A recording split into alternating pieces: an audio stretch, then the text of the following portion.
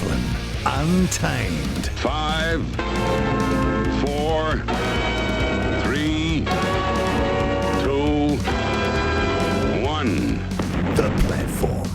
iOS, it's only sport. Martin Devlin, Lachlan War, looking at all the day's biggest and best of sports stories, issues, talking points. More Olympic glory for New Zealand overnight. Another gold, another silver, and once again, our medal haul just excellent. Shaun Johnson retiring. This news yesterday. We're all over that, like the Eels were the Warriors last Friday night. The All Blacks in Canterbury play Argentina on Wellington. Very much looking forward to that team being named on Thursday.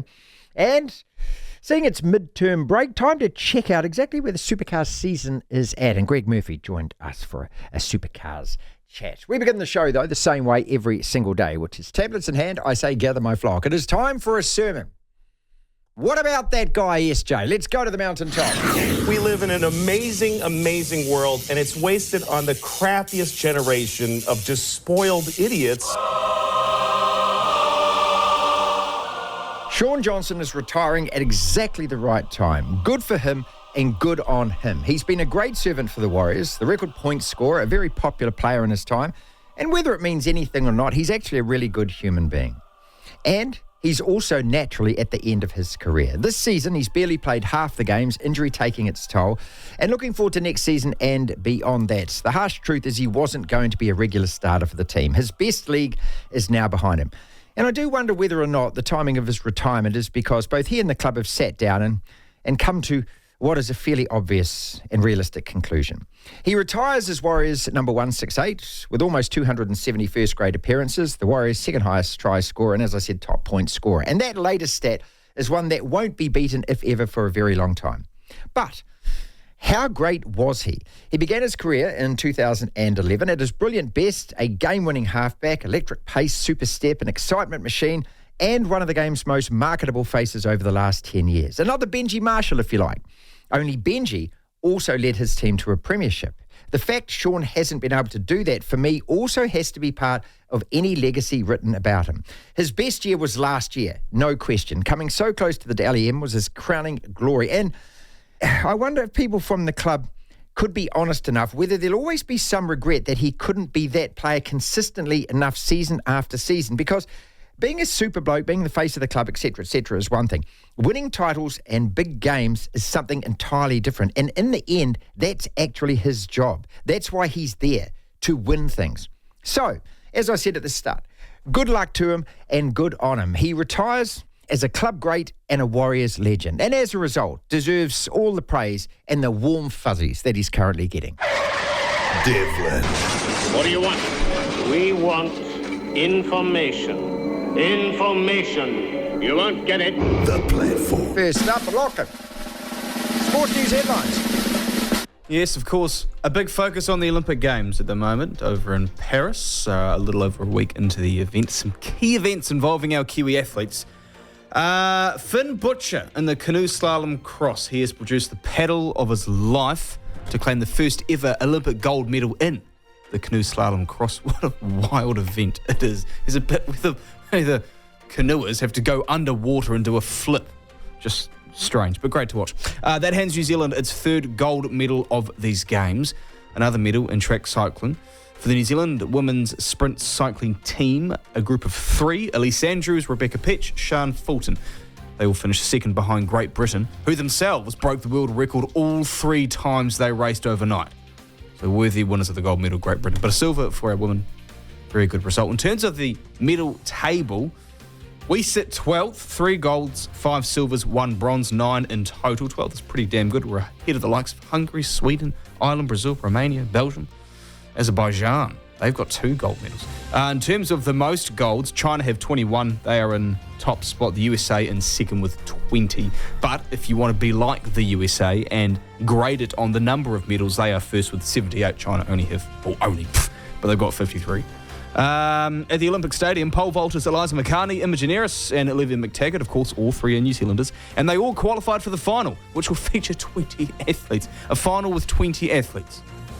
It's a bit generous, but nonetheless, great result for our 3 pole vaulters in the Olympic Stadium. Also in field events, discus thrower Connor Bell finishing 13th in qualifying failed to make the final, though. George Beamish finished 7th in his 3,000-metre steeplechase heat, also failing to make the final. Sailing, the knack repair of Erica Dawson and Michael Wilkinson sit in 3rd with 9 of 12 races down. And all going to plan, they will book a spot in the medal race. Unlikely that they don't. New Zealand's hopes in the team relay, the triathlon relay, that is, took a pretty nasty hit when Hayden Wild crashed in the opening bike leg. That set the tone really for New Zealand, who eventually finished 14th. Not a great result, and you wonder if he hadn't have crashed there, Hayden Wild, we would have had a good shot at a medal. Maybe not. Anyway, in terms of the top 3, Germany pipped the USA and Great Britain in a stunning photo finish. Other storylines not at the Olympic Games, rugby and rugby league to be exact. Blues First 5 Harry Plummer has linked up with the All Blacks in Wellington as they prepare to open the Rugby Championship campaign this weekend. They take on Argentina, of course. Plummer is in for injury cover. That of Stephen Perifetta, his Blues teammate, who has, quote, a niggle. Not much more described around that. Shaun Johnson, of course, announcing his retirement last night. That's the big news involving the Warriors. But one story that's sort of flown under the radar, it's about Dylan Walker, the utility.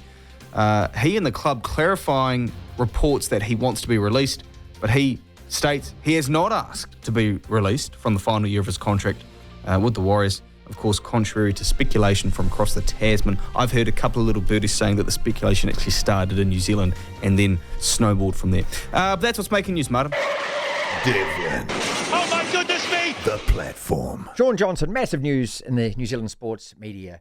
This retiring by season's end. He's got one more home game to play, and let's fingers crossed that he's going to be fit to run out against the Bulldogs, because he deserves one hell of a farewell. The debate can begin about whether he's good or whether he's great. He's certainly a Warriors great. I mean, there's no question about that. And I think it's really important to remember too, Cameron George, the CEO, made the point, and I'll just re-quote it really, that Shaun Johnson has influenced an entire generation, you'd think, of kids to pick up a football and run with it. Because he was that kind of guy, wasn't he? He was another Benji Marshall, another Stacey Jones, just a really likeable guy. And just every man where you just seem like, well, if this guy his size can play like that, well, why the hell can't I play like that? Tony Kemp, former Warriors coach, 25 tests for the Kiwis, and played professional league in both hemispheres, kicked off our show talking about what kind of legacy exactly Shaun is going to leave behind. When you heard the news, what did you think? Is it the right time for him to retire? Well, historically, and having been through this myself, Marty, it's one of the hardest calls you have to make when you're looking at a career that you've known for so long, and all of a sudden, that not only that career, but that salary, you're making a decision to sort of give it all up. And I don't think it would have happened overnight. I would think he's taken this whole year to make that decision, given the fact that he had the West Tigers and the Sydney City Roosters chasing him too. He's come out and said that himself. So I think he's known all along it was possibly his final year, and I think it's fitting that he gets one last home game to run out in front of his home crowd before he says goodbye for good. Yeah, and how should he be remembered? Should he be remembered as a guy that just that brought smiles to people's faces? It was an excitement machine when he was on, or was there something in the back of your mind that always wonders, could he have been a lot better and more consistent than he was? Oh, I think the latter's a given, Marty. Like, he didn't win a premiership, but he's got to go down, I guess, in the same sort of category as a Stacey Jones does for the Warriors. Even though Stacey didn't leave the Warriors until the back end of his career before he went over to Catalan Dragons in France.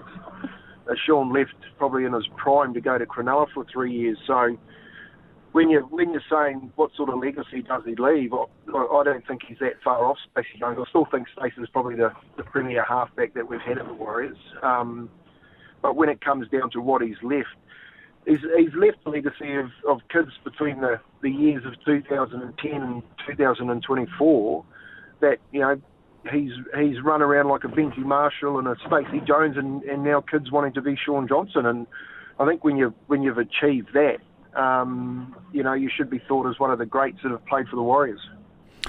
Yeah, and it's important also to realise that there are some players that even though they're brilliant at times and brilliant in flashes, it's okay to be that, isn't it? I mean, I look at the big O, and the O wasn't, amazingly consistent, but when he was playing at his very best, he was the very best. Yeah, there's categories in there, Marty. You know, like when you're playing international football, when you're playing State of Origin, when you're playing NRL, you're a good player. You know what I mean? You go down as a good player, but when you're doing it consistently in those 3 levels, year on, year out, and then you add winning competitions, like what Andrew Johns did, like what Jonathan Thurston did, Cooper Cronk, you know, the Cameron Smiths and that, then you become great players. And, you know, that's the question is, was he a good player or was he a great player? And I think he would have been a great player if he could have added some competitions to his name, Shaun. And I still think, you know, we've had some great halfbacks play for New Zealand. You go back in my day, back to Gordon Smith and Shane Varley, you know, Clayton Friend, those type of halfbacks, you know, and Gary Freeman and Shaun Johnson and Stacey Jones are probably, you know, a couple of names that probably top those guys just for what they've done in the current game. And you know, I wouldn't put him in the category of Andrew Johns or Jonathan Thurston, but I think he was a stone's throw away from being that good. 14 years in the NRL. I mean, you know, you played professional league yourself. I mean, how much does that take its toll on especially the position he plays, and especially that he's not a huge man? Well, injuries played a part. I think when he done his ankle, it took him a long time to recover from that, not just physically but emotionally. And playing at this level, especially how quick and robust players are these days, I think he's done well to hang on till, you know, his 34th birthday. And those guys like Cherry Evans, Kieran Foran that are still running around and defying odds, it will take a toll on their bodies later on in life. But you know, for what he's been able to pull through injury-wise and still get the amount of games under his belt, and in a position, Marty, you've got to remember, like he's been in a position under immense pressure at a club that has thrived to win a competition, you know, and doing what he's done in those 14 years, he's probably had 14 coaches, to be brutally honest. Yeah, right. So he's done well mentally to hold things together. Now, I'll never forget, I had a conversation with him when Matty Elliott started telling Shaun Johnson that it was all up to him to go out there and win games, you know, putting pressure on such a young kid when he had that side, you know, and it was just an unfair comment to make. And I just think unfortunate for Shaun that he didn't get to work with a Wayne Bennett or Craig Bellamy, where they had a really solid unit of players around them that Shaun added to that unit, as opposed to him having to work with every different coach and Shaun being the catalyst to try and win a competition. I just think they had that wrong. To hear the full interview, download the platform at the App Store. Via Platform Plus, you can go back and listen to the whole show and all of the interviews in full. We need to talk. Shaun Johnson. We need to talk. Questions for you, Lachlan? Next! Is he an NRL great? No. See, because when I look at the greatest halfbacks in my memory, and, you know, I think more recently you've got Cooper Cronk, you've got Jonathan Thurston, you've got Nathan Cleary, obviously Andrew Johns I go back to, Alan Langer, Ricky Stewart, not in that class, right? No, not in that class. So I wouldn't call him an NRL great. I agree with you. Next! Is he a Warriors great? Probably. I think he has to be, doesn't he? Yeah. When you've played that many games, you are the top point scorer and you're the second top try scorer. I think you got to be. That's pretty much definitive, isn't it? Yeah, probably. I think the tricky thing is, and this isn't a dig at the Warriors or their fans, is that the club hasn't won a premiership. So it's kind of a hard way to measure who your great players are. If you did like a 13, an all-time Warriors 13, because no one's, as I say, won a premiership or had much final success apart from that 5-year period under Ivan Cleary. So, yeah, he probably is a Warriors great, yeah. Yeah, I think he has to be acknowledged as such.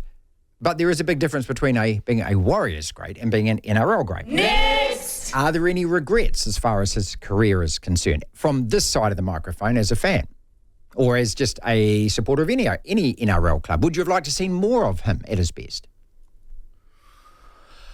Ooh, this is interesting. No, because I think we saw it. Unfortunately, injury hampered it, but you can't really sit there and say, I wish injuries hadn't have happened. Obviously, I wish they hadn't have, but that's a part of it. That's a part of it. That hurts so many different players. I would say no. I think the issue with Shaun Johnson was that he never consistently had a player that complemented him really well. He started out as a running half. He wasn't a kicker.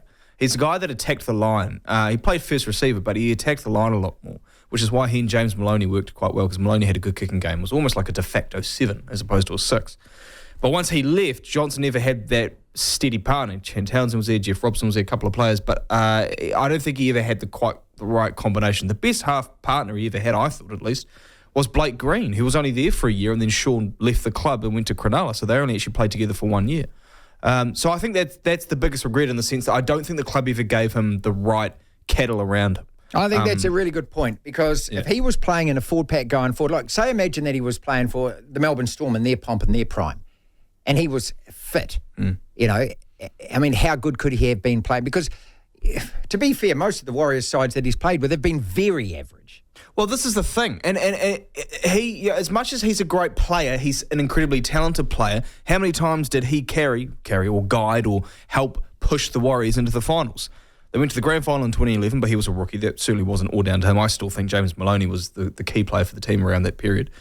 And then they didn't make the finals again for another 7 years. And it came down to him a lot of the times, and this is why he's copped a lot, is that, you know, a lot of people looked at him and said, he should be leading this team. You know, that's easy to say, but the players that should be leading the team are numbered 8, 10, 11 and 12. And then he plays off the back of those guys. You know, if you haven't got a forward pack rolling forward, no matter who your number 7 is, if Andrew Johns was playing in that Warriors side, would the Warriors have won a premiership over the same time? They would have had a better chance, but they're different players. Shaun Johnson, I think he became this probably last year, but he's not the Johns or the Cooper Cronk or the Nathan Cleary where you are the captain of the ship. You're guiding everyone around. It's more so about what you say. Like Cooper Cronk of the 2018 Grand Final is a great example. Oh, that's incredible. He played with basically one arm, didn't he? Well, he had a broken shoulder or something was wrong, but he was telling everyone where to go. That's what the really good number 7s do. And Shaun Johnson never really was quite that. He was a different player, so he needed more help. Mark Watson, the AGM podcast, episode 94. Love getting Watto on every week, and especially during the Olympics. One of our go-to guys. Why? Because he's commentated on several Olympic games. His thoughts on SJ, and then breaking down Finn Butcher's gold medal in the canoe X slalom.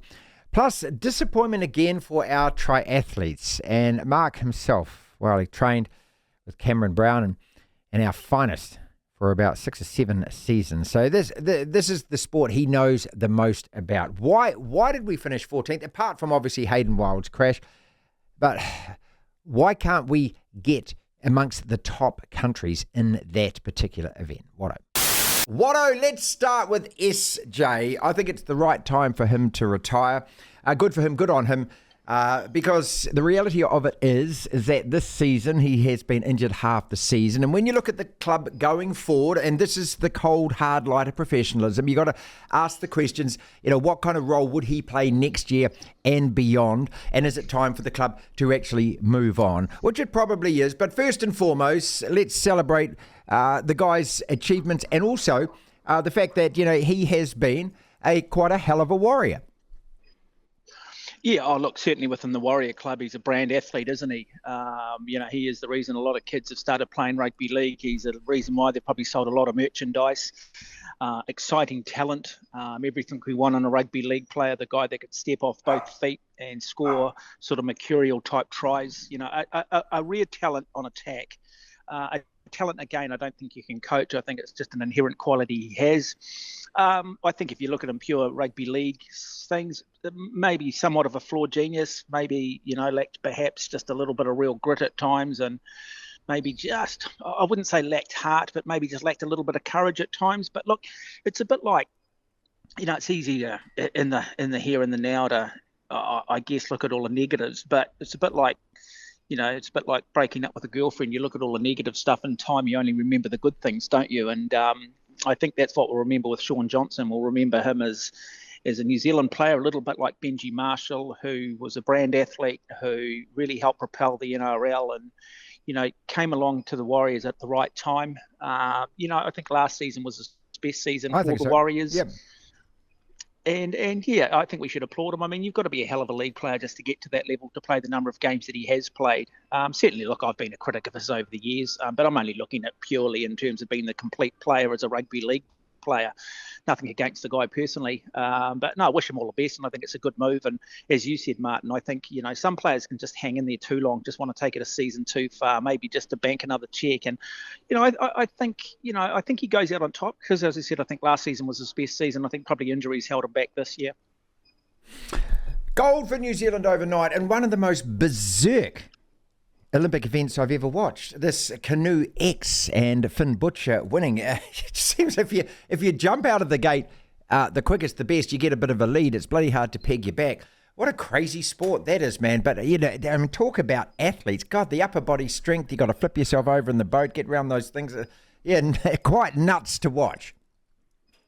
Yeah, I mean, these guys are canoe slalom paddlers first and foremost. We saw them in the K1 and the C1, so the canoe form and the kayak form. Luca Jones, the same, silver medalist Luca back in Rio in 2016. Look, if you're going to win the Olympic Games gold medal in a new sport, you do it in the first time it's been held, because you can imagine now that it is established part of the Olympic program, there'll be a lot more paddlers switching to it. There'll be a lot more resource put into it internationally, and the depth of competition will exponentially grow. Not dissimilar to what we've seen with women's sevens in 2016, maybe Australia, New Zealand. This time around, we had Canada and the United States winning bronze and silver. So, 4 years from now, I'd imagine the depth of competition is going to be even greater. 8 years from now, I think you probably see the Europeans starting to dominate. But it's an interesting one, isn't it? We've spoken, Martin, that every Olympic Games, that's the New Zealand athlete that we're not expecting does something special. There's other New Zealand athletes that we expect to do well and for whatever reason come up short. And, I mentioned Luca Jones. She took us by surprise. I think Natalie Rooney in shooting's taken us by surprise. What we won in trampolining last time. So there's always those athletes that take us by surprise. And I'll be honest, I didn't watch it, but I woke up to the news and I just thought fantastic. And the reason why they're having these sort of more extreme type sports, and there is obviously trying to appeal to the youth. It is trying to sort of modernise the games. Let's not kid ourselves. I mean, it's got so much sex appeal, hasn't it? You can imagine every young person out there now wants to do this sport. It's exciting, it's sexy, but as you said, don't underestimate just how strong you've got to be, how much upper body strength, how much core strength. This is all about shoulder and hip rotation. But, I was doing a little bit of homework on him, and I see that he had won medals at the World Championships in the sport back in 221, 222. But, I'd imagine the sport was probably in its infancy. So, yeah, what a wonderful moment and great for the sport. And at the moment, unless an individual male can win a gold medal, he's very much the race for Sportsman of the Year, isn't he, at the Halberg Awards? You'd have to think so. 12th on the table with 3 golds, 5 silvers, 1 bronze. It's a pretty damn good effort. I mean, we always punch above our weight at these events, at the Olympic Games, don't we? I mean, I always find it extraordinary. I mean, there's been a few Olympics where we walk away with 3 or 4 medals, but the last 4 or 5, I mean, anything around 10 or more medals is incredible for New Zealand. The triathlon last night, the mixed triathlon, a couple of things about it. I mean, would you dive headlong into that Seine River? We were there last year at the Rugby World Cup. It's like the Thames. It's like every polluted river in Europe. The water just looks rancid, doesn't it?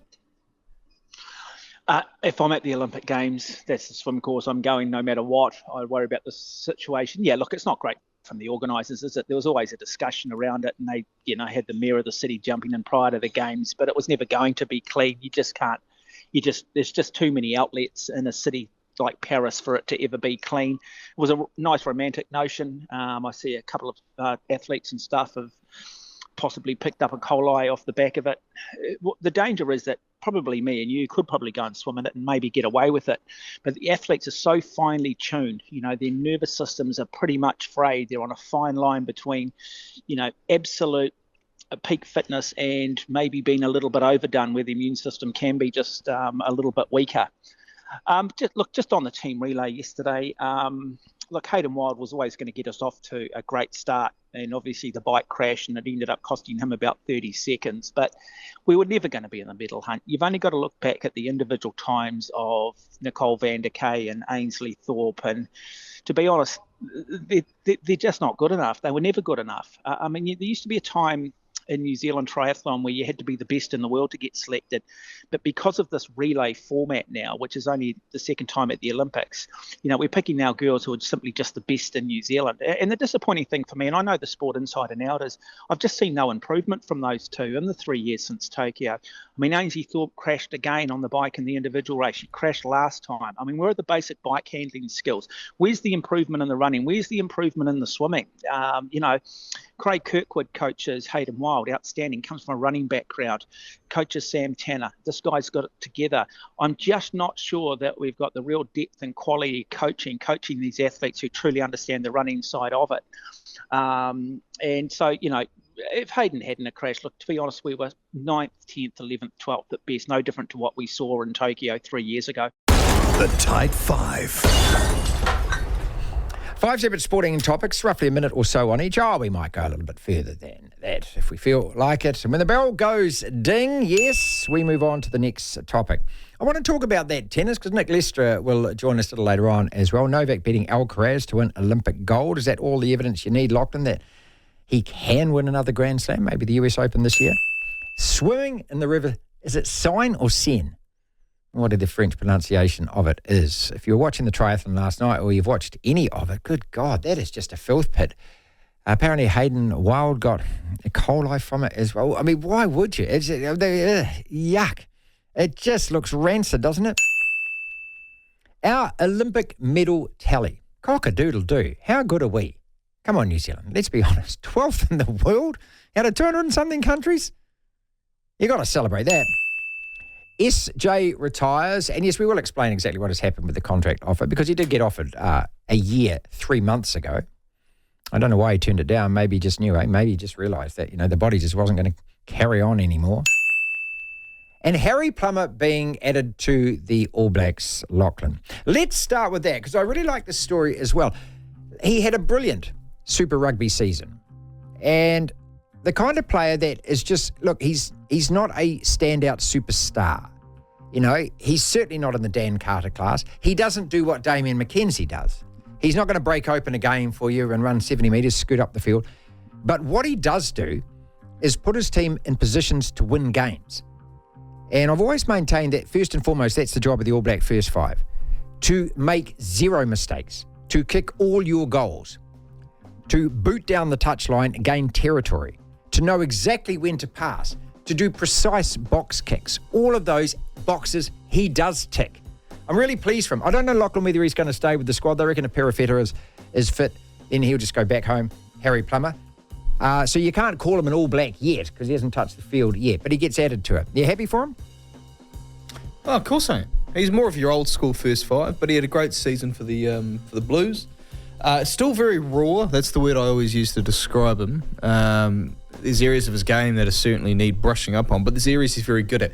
I remember Brendan Telfer was on the show months ago, I think after that Super Rugby final, was very critical about his in-game kicking, and he doesn't have a long punt. I totally disagree. He has really good in-game kicking game, if that makes sense. Off the tee, he's not great. He's got a lot of power behind his boot. He sets up the backline pretty well. I think he's a savvy player.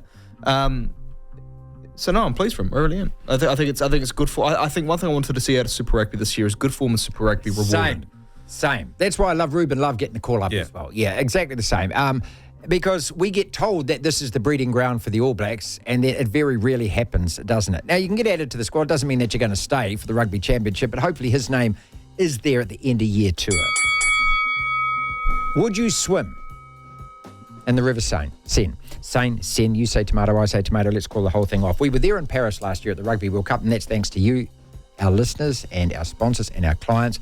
And we walked up and down that river, Lachlan, and we did make a few sniggering jibes and jokes about it, about what was alive in there, if anything was, and how many heads and eyes it had if it was, and asking these athletes to dive full tit into that. And I was watching them last night in the triathlon and just thinking, so, you can try and keep your mouth shut as much as you like when you're swimming, but when you're turning it, you're going to get a flick, aren't you? You're going to swallow a fair bit of water from that thing. They spent 1.4 billion euros on regenerative programs on it, whatever the hell that means. Yeah. One of them was a You've special... been pumping poo into it for about 2,000 years. I don't think whatever you're going to regenerate in there isn't going to be anything other than going a couple of months that does it, and you create some sort of basin that helps direct rainwater and wastewater in a different direction. I know, it's brown, and it's brown even on lovely sunny blue sky days. It does have a little bit of an aroma to it. Yeah, it doesn't smell great, and the fact that they're swimming in there, it's all about the optics. It's all about how does it look on TV. They're in the scene. Oh, they're outside the Eiffel Tower. Look, there's the Arc de Triomphe. The viewers, look, this is Paris, whereas you're there and you're going, what the heck is that smell? Oh, it's Jim. He just finished the triathlon. There you go. Yeah. I mean, you are going to scrub up afterwards big time, aren't you? And that bridge, that beautiful bridge with the golden statues, I can't remember which one it was, but we walked past it a couple of times when we were in Paris. Look, that's what it is. It's the picture postcard look is what they wanted. I can understand why they wanted to have the triathlon there, but really when you think about and look at that river, like, oh, God, I mean, no. Our medal tally, though. You proud? You got to be, don't you? Well, it depends how you measure it. If you want to compare it to the last few Olympic Games for New Zealand, then you'd be disappointed. But at the same time, I think many people, when they looked at our athletes and they looked at the chances and they were honest, probably thought, if we can get to 10 medals overall and 3 or 4 of them could be golds, I'd be stoked. I've been at Olympic Games where we've won 4. Yeah. So, 1 gold. And so to get at least 3, we've got the canoeing to come, the cycling to come, Hamish Kerr to come. Still, Hamish Kerr. Medals in the pole vaults women, you'd think, with 3 out of the 20 finalists. Well, maybe. Another 13 or 14. We might even crack another 2 or 3 golds, Lisa Carrington. Who knows? I'm very pleased. But, we do this. We did this last week. We haven't won a medal after 4 or 5 days, which we never do. No, we never because do. the first events are swimming and archery and there things that we're not that great at. Mm-hmm. And what a until shock. Until we get into the things that we start sitting down. Yeah. And going backwards. Yeah, being lazy. We love medals on the bum. Don't we? Oh, brilliant. I think it's brilliant. And it's so cool to watch as well. I forget how cool the Olympics are to watch until they come around every 4 years. Novak beats Alcaraz 7-6, 7-6. See, that's significant to me. It was only best of 3. Yeah. And on clay, would he last? Remember, I think he had that. Did he have that operation just after Wimbledon because he pulled out? No, it was between after the French Open. Okay. Because he had the brace on his knee during Wimbledon. That's right. It's only best of 3, so it's not as much a slog if it was a Grand Slam final. And was it the final of Wimbledon? It might have been a semi, might have been a quarter, where Alcaraz beat Medvedev and he might have lost the first set and the second set either went to a tiebreak or wasn't far off of it. And then Alcaraz ran away with the last 3 sets of the match. And I think he ended up winning in 4. And the point is that if it's only 2 sets, mentally, physically, obviously, it's an easier battle, but mentally, it puts more pressure on the opponent who's dropped the first set, doesn't it? So maybe you're prone to making more mistakes. Anyway, that aside, it's incredible. The thing that's incredible is, I don't know if you've seen the footage of him when he's on the ground afterwards, his hands are shaking. This is a dude who's won 24 Grand Slams, equal most all time by a man or a woman. And yet it's the Olympic gold that he wanted so bad, and he's shaking because he got silver in 2008, I think. And so he's had to wait a long time. He's lost the last 4. Yeah. He's lost the last 4. So he's lost Tokyo, London, Rio, London. Yeah, and... Oh, so maybe he lost the last 3. That's right, before he gets here, you're right. And then everyone was... Because in 2021, when the Tokyo Olympics were on, he'd won the first 3 Grand Slams of the year, and everyone was saying, here we go, he's going to win all 4 because no one can touch him, and he's going to win the Olympic gold. And he didn't get the Olympic gold, and then he lost the US Open to Medvedev. So, it's been talked about for a long time, but finally it happened. Trivia question for you. So he's one of 5, 3 men, 2 women that have won what's called the Golden Slam. That's all 4 Grand Slam titles plus the Olympic medal. Who are they? 3 men, 2 women. Rafa? Not a clue. Who else? Andre Agassi. Okay. Serena. Really? Yep. Steffi Graf. Okay. Okay. And now Novak Djokovic. Not a bad list to be on. That was only 4. Isn't there 5? You said 3 men, 2 women. Yeah. Andre, Novak. Yes. Rafa. That's I got one right here. Finally, SJ retires. Yeah, he was offered a deal. So I'm not a conspiracy. Well, was he?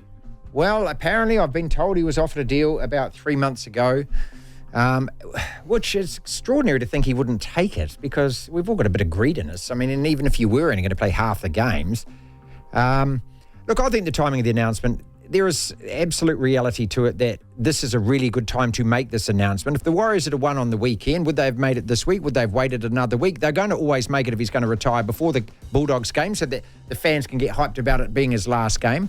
But it does conveniently take a lot of focus away from the fact that we got dicked on the weekend and that was a terrible, terrible performance. A great comparison is Kobe Bryant when he retired in 2016 when he announced it. I don't know if he announced it before the 15-16 season started, but everyone knew very early on in that season he was going to retire. That was statistically the worst season in Lakers history by and a everyone win-loss forgets record. that. Why? Well, they forget it to an extent, but it's like the final game of the season. Everyone remembers that final game because he scored 60 points when he was retiring, but in fact, that loss meant, they won the game, but regardless of the result, that ended a season that was statistically their worst. But the whole season became the retirement tour around every single town in the USA. The same season, at the end of it, Tim Duncan announced his retirement, but after the playoffs were over, he did it really quietly, release came out, blah, blah, blah, I'm off. I just wonder, and I'm like you, I get cynical about these things. Well, I just know the people that are involved, and I know that if I'm thinking about it, they're thinking about it. Okay, it's just, I mean, look, this is the business they're in. They're in a marketing business. It shines the light on celebrating someone in their career and their achievements, and it takes away from the current news story that the Warriors are going to miss the top 8 after what was such a great season last year. Hold up, what's going on? I thought the team had a massive turnaround. They've won 8 games out of 20. Yeah. Okay? Yeah. Let's not forget that. Supercars, mid-season break, they call it. Last round was Easter Creek in Sydney. No better man to sit down and jaw with about everything to do with this comp than the champion himself, Greg Murphy. A couple of times winner of Bathurst, Lap of the Gods, all of that. Remember, these new generation cars came in last year. SVG was very critical of them. So plenty of questions to pop to Greg about this season. The drivers. Do we have enough superstars? Are the cars better than they were last year? All of this. What about the fuel and I'm always fascinated by who puts what in when and who decides to leave it until late and the calculations. I suppose you're also factoring in, will there be a crash and will the safety car come out and that gives us extra time and all of that kind of stuff. So how important now has that become? It's always important. I mean, and it depends on how what the regulations are around the fuel. So sometimes we have races, obviously, that are there's no minimum fuel drop. They just calculate what they need to get to the finish. Like Sandown and Bathurst, there's not a minimum. I don't think there is at Sandown. Maybe no, I don't think there is. And there's not at Bathurst, but they have in recent times put in a certain amount of stops that you have to do. As well. But on the weekend, for example, at Sydney, there was a minimum fuel drop per race. So again, it's not a huge amount of fuel, but you do have to put it in, and it's not enough fuel to do the entire race. So the car has to start with a certain amount, and they know how much it's obviously going to use for the race. And so teams change the amount they start with and bits and pieces to be able to maybe run longer into a stint. So there's lots of calculations around it, and teams are trying very hard to find different ways to get an advantage and maximise as well. So there's a lot to it. There's a bit of science, and there's certainly a lot of work that's gone on behind the scenes with the teams to calculate the certain strategies around it. So it's not as simple as just putting the fuel in, for sure. There's different ways and means, and they look towards shortening certain stints and bits and pieces as well, and maximising the tyre life. So there's a lot to it. I love the tyre degradation, and also what the track before Sydney had a lot of left-hand turns as well, and so that also, it all adds up, doesn't it? I mean, this is I suppose what, this is why the guys in the pits, this is how they earn their money, and all those who are on their computers and laptops the whole time, because essentially with the Gen 3 cars, is there any big difference between everyone's car, or does it come down to all of these other factors? No, there's not a lot of difference, mate. It is, again, it's a little bit of individual philosophy that an engineer and a team might have. But what it does do, it means you've got to be so much more precise. So when you've got vehicles that are so close to each other, and you've got limited amount of opportunity to change things, and it comes down to geometry, comes down to where you set your roll bars, it comes down to how you set your dampers, ride heights. It's all the same stuff that everyone understands, but there's potentially some different philosophies on how you mix and match all those different things you can change. And then also added into that is driver preference. Every driver's got little idiosyncrasies that are slightly different and different requirements.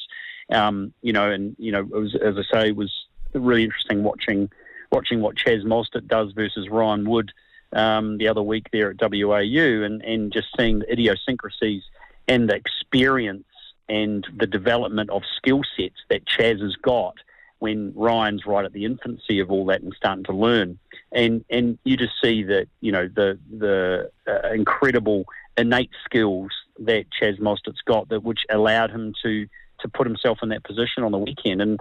And you can have a car that's exactly the same between two drivers, but one can't maximise it like the other one does. And that's, that was the situation on the weekend with WAU. Ryan couldn't quite extract the speed and do it the same way that Chaz was and look after the tyre at the same time. So they've got to go off on a slightly different tangent, different pathway for Ryan to be able to maximise the performance of the car. And all those things are, there's just tiny, differences between them. And you need those computers and all the squiggly, funny lines and the right people to be able to actually analyse and understand that to be able to move forward and continue the development. So, and that's an intriguing part of it for sure. Final question is about Matt Payne. How impressed have you been with him? 5th on the standings. Yeah, super impressed. The Grove organisation is got still lots of learning that they're getting from the likes of Matt and Richie Stanaway, who's not having a great time of it at the moment. But Matt has got certainly a space in the car that they are providing him, and the philosophies that they've got are working for him quite well.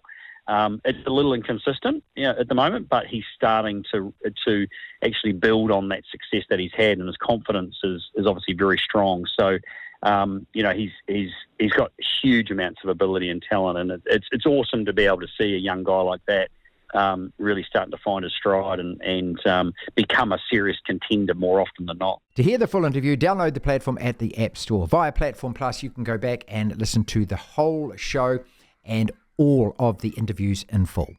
Yesterday, Jason Ryan, a couple of other players, including Dalton Papali'i, fronting a press conference. All Blacks team is going to be announced on Thursday. You may have heard one or two of these. I don't know how many of them you have or how much deep diving you have to have watched the whole of this presser. Jason Ryan, Ford's coach, he's made a huge difference to the All Blacks since he came on board. Remember, he was added before we went to Africa a couple of seasons ago after we lost that series to Ireland when Plumtree and Brad Moore got the Archer. Jason Ryan came in, take over the Fords. Certainly the scrum going well. What did we learn from those July tests? The July tests, we learned a lot around our carry and clean game and, getting some momentum there. We thought we were, really accurate around our decision making, which was good. And, we're looking forward to building off, our scrum and our set piece and all those sort of areas really that are important for our game. Are you going to be cautious with selections, or is it going to be similar to Fiji and we expect some rotations? A little bit of both, to be fair. We've got some good lads that built some good combinations in our loosies, and our locks are, that's a competitive space, and so's the front row. And I think we've got a lot of confidence in anyone really. We've got a squad of 36 this time around with the Rugby Championship, so that'll improve our probably intensity at training, so it makes selection meetings a little bit tastier.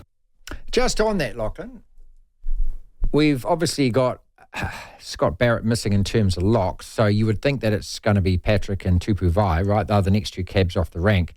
Would you be experimenting there? Yeah, I actually would. Well, it depends, because if those are your two guys, so if the All Blacks coaches have their depth charts sorted and 2 and 3 are Tui Pelotu and Tupu Vai, then no. But if they have like Scott Robertson obviously has an idea of what he wants his halfbacks of the future to be, which I think was why TJ Perenata's leaving at the end of this year, and why Noah Hothan's probably going to be elevated into the squad a lot more in the next 12 months. I wonder if, do they view Sam Derry as a long-term option as one of our best locks? Right. See, so I'm thinking also, Scott Barrett should be back for the Africans, although they won't give us a timeline on that. But without him there against them, well, that's a weak link because the Africans do have really big locks and they have a height advantage over us. Remember what Max was saying a couple of weeks ago about so much of it is aerial these days, kickoffs, box kicks, line outs. You've got to have people in the loose forward trio that can dominate. Bloody, what's he doing? Dominate in the air as well. Yeah. And neither of those two locks you would rate in, well, I would say the best 10 in the world. I don't think either of them are the best 10 locks in the world. Tuipulotu and Vai? No. No. So then what do you do with the loose forward trio? Do you compensate by adding extra height in there? Selectorial questions for the All Blacks. Final one. Harry Plummer, if you find he plays, how confident are you that he can do the job? I mean, it would be the first time he's in All Blacks camp. It would be the first time he got on, well, he wouldn't start, but even getting on the bench. Yeah, definitely. That's why he's here. I think he's been really consistent with the Blues this year, and he's really grown as a player, and the boys got a lot of confidence in him. So he's come in, he's been seamless. He's got round as detailed that he needs to, even though we've only had a day together. But he's experienced now too. He's played a lot of footy for the Blues, and he's been great. Yeah, we were talking about this earlier. I wouldn't have a problem. Look, again, if you're going to blood a guy, I wouldn't have a problem with them adding him to the bench against Argentina, because what I'm just thinking is further down the track, the tests against Africa, 2 against Australia, then the end of year tour, away Ireland, away France, away England, away Italy. Now, out of those 4, given the results that essentially the same group of players have had over the last 3 or 4 years, you'd be mad to think we're going to win all 4 of those games. Does Scott Barrett play in all 4 of those games?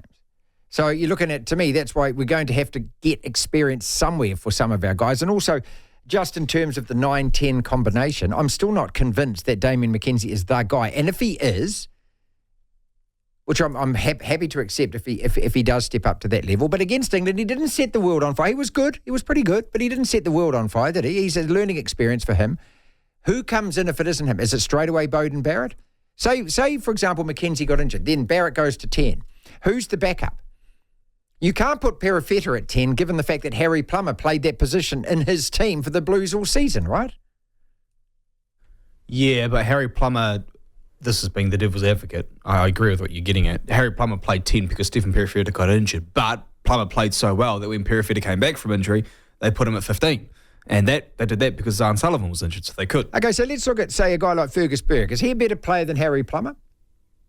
We don't know in terms of international rugby because he hasn't played any. And also, again, this year for the Crusaders, he hardly played at all. So all you're doing is looking at potential again, aren't you? Yeah. I mean, in terms of the All Black first 5, I just want reliability above everything else. I mean, Damien McKenzie's a much better player than Harry Plummer is in so many different aspects. But in terms of, you've got 10 minutes to go, you're under the pump in Africa, and you just want your guy to kick it out. Well, Carlos Spencer, in many ways, was probably a much more talented and flashy player. Well, he was, not in many ways he was, than Andrew Murdens, for example. Much more skill. And if you were to compare him to, say, a Grant Fox in terms of skill, Carlos Spencer was far better. Mm-hmm. But in terms of winning a test match as the first 5, who are you leaning on? Well, I think, no disrespect to Carlos at all, but I think that most of us would pick Mertens to go ahead of him in that situation. And so this is what I'm saying. If it comes down to the last 10 minutes and you're at Cape Town or you're in, I think it's Durban this time in Johannesburg, I'm not entirely convinced McKenzie's my guy that's going to win us the last 10. Having said that, fair play to Damien because he did do it against England. He controlled enough to win the last 10 minutes of those matches. He did what he had to do in those last 10 minutes, right? Yeah, he wasn't poor. The thing is with the All Blacks... not poor, no, but he wasn't absolutely brilliant. No, he didn't, as you say, didn't set the world on fire. At the same time, since Dan Carter retired, and you can actually include from sort of 211, more 213 when Aaron Cruden started to play more tests than Dan Carter, from 213 right up until last year, we haven't had a consistent option at 10 apart from those 2 or 3 years where Beauden Barrett was playing at first 5, but then he got usurped by Richie Mo'unga because Shag wanted to play Barrett at fullback. We haven't actually had an option who you would hang your hat on and even year in the in, World year Cup out. last year, even though it was Mo'unga, they did swap them around. I don't know if Mo'unga didn't get the jersey. Like he didn't actually really stake his claim on it up until last year. That's it. There was still questions about him or Beauden up until 2022. That's right. So again, I mean, if I don't have a problem at all with blooding Plummer, and I'd rather they did it in this series then all of a sudden, oh my God, emergency, we've got to fly him to South Africa and throw him in there. This is your first test. Mind you, I think Mwanga did that, didn't he, 2 years ago, where he was pretty much asked again in Cape Town. It was either you or no one, pal. So, but this is where you find out, don't you? LBP with TMG, that's Let's Be Positive with Twisel's Matt Gunn. Gunny joins us every Tuesday on the program. Talking today specifically about Shaun Johnson. He loves his league. He's been a Bulldogs fan his whole life, Matt, so he was all over that. I mean, Doggy's having a hell of a season. Doggy's having a season this year like the Wars had last year. But also an Aussie man's perspective on the impact that Shaun Johnson has had, both here and the other side of the Tasman, on the NRL. Kicking it off, though, mate, with Shaun Johnson, and he's receiving a lot of praise, a lot of warm fuzzies, and deservedly so. I mean, he's been the face of the club for a very long time, and at his electric best was one of those players that put a lot of smiles on fans' faces. So, yeah, I suppose there's always a part of me which wonders whether or not he could have achieved more in his career, or maybe he was just one of those guys who every now and again produced the kind of brilliance that we see from him, and that was all he was, which is pretty damn good. Yeah, I think that's pretty accurate, Martin. I mean, what we saw from him last year and the consistency week in and week out, you don't often see that. That's why it's so hard to win a Dahlia medal as a great player. He had a tremendous amount of skill. He was an inspiration to young rugby league players here. I mean, in some ways, probably disappointing he went away and came back from the Warriors. But I think he will reflect on a premier career, both in the NRL, 14 years now, and as a Kiwi. And I suppose everyone could always hope or wish they achieved more. But when he looks back on his career, he should be nothing but proud of it. Yeah, and you know, you can look at the numbers, you can look at the stats and everything else. He's got plenty, you know, they're that lineup and a couple of records that'll probably never be broken with the Warriors. Last year, his best year in your mind? Yeah, I think so. And you know, the result really was where the Warriors ended up at the end of last year. The disappointing thing is that there wasn't able to be the consistency this year that they had last year, and that's why they're going to finish where they are going to finish, which is a disappointing bottom of the table kind of position, wherever that ends up. I mean, if they lose a couple more, they'll be right down near the spoon there, but they won't get the spoon. Look, I've enjoyed Shaun. I've enjoyed just the excitement he was able to bring and his speed. I remember when he first came into the game, he'd been a touch football player. People wondered whether he'd stand up to the rigours of NRL. Well, I think he's done that, but this year has shown that at 34, the body's probably not quite there.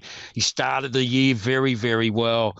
Some very exciting play from the Warriors, but then he looked like he was injured, and it turns out that he's had that Achilles sort of niggle all year, and that's been a real letdown.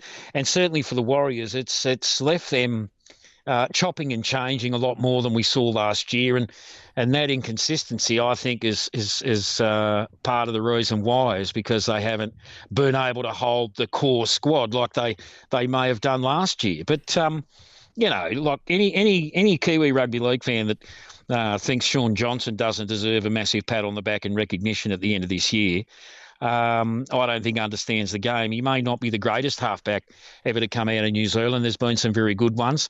I think you might have mentioned Stacey Jones, of course, and Gary Freeman, and there's been others. But SJ, he's right up there. And it always comes to an end at some point. He's still a young man. I'll be interested to see what he does from here.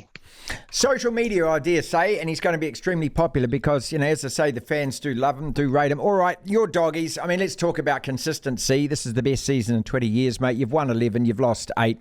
You're sitting there 5th on the table at the moment, but you're playing some really good rugby league. Yeah, playing some good rugby league. The best thing for me is over the last 8 or 9, 10 years, we've seemed like a bit of a team in a rabble. We haven't seemed like the team that can win. You know, like when you watch Penrith, they look like a team. They celebrate together. They defend together. And the Dogs have been able to do that this year. It's definitely been Stephen Crichton's influence, without a shadow of a doubt. What he brings on field, apart from his immense skill, is a talk in and amongst the team when times get tough that I think has got us through. We missed that in the last few years. We haven't had a captain this good in a long time. And it's just brilliant to see a group of players who are enjoying playing together. I think they're starting to realise their potential. You could say that this is good enough, being inside the top 8 and looking at finals footy. But I just feel like they could be the surprise package. And look, if we made a semi, I would be over the moon, absolutely over the moon, because, when you're so long between drinks, you forget what it tastes like. But at the moment, I can taste it. I can taste semi-finals. I jumped up and screamed and yelled in the house the other night. I got in trouble from the daughter and wife. I scared them 2 or 3 times.